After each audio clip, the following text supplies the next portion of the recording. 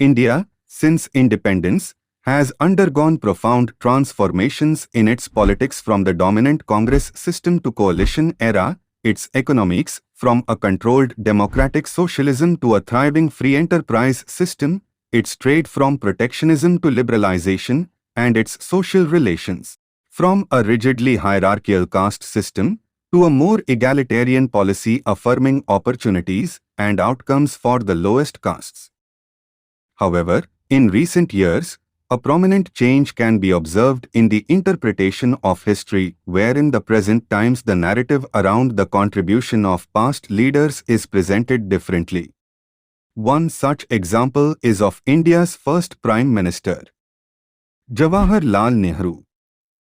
The five principal pillars of Nehru's legacy to India: nation building, democratic institution building, secularism, democratic socialist economics, and a novel foreign policy, non-alignment, Panchasheel, still form the cardinal values of India.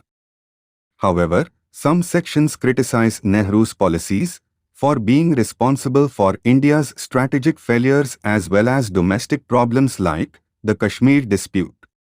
In this context, it is essential to understand the contribution of Nehru in the right context and its relevance for India today. Institutionalization of democracy. Nehru was committed to the establishment of a strong Indian nation where the concept of equal rights of citizens would override all societal divisions. Nehru's ideals envisioned in objective resolution stayed the Constituent Assembly to draw up a working constitution. It gave a tremendous leg up to the country's historically discriminated sections like Dalits and religious minorities.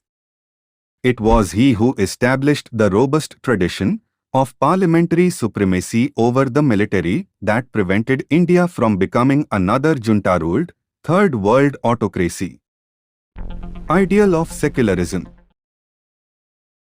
Nehru believed that India belonged to all who had contributed to its history and civilization, and that the majority community had a special obligation to protect the rights and promote the well-being of the minorities. This helped in building the narrative of unity in diversity. Welfare state. Through the planned economy approach, Nehru envisaged that in a land of extreme poverty and inequality, the objective of government policy must be the welfare of the poorest, most deprived and most marginalized of the people.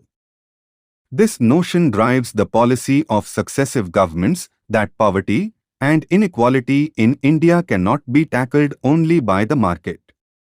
It can be reflected in creation of a framework of rights, including the right to work, the right to food, the right to education, and the right to fair compensation for land, all of which have empowered the poorest of people in India.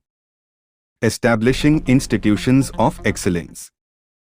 It was Nehru who built the scientific base for India's space and engineering triumphs today. With the establishment of what is now the Indian Space Research Organization, ISRO, India has achieved the status of space power today. With the Indian Institutes of Technology, IITs, established in his tenure, Indians have a worldwide reputation for engineering excellence. Foreign policy.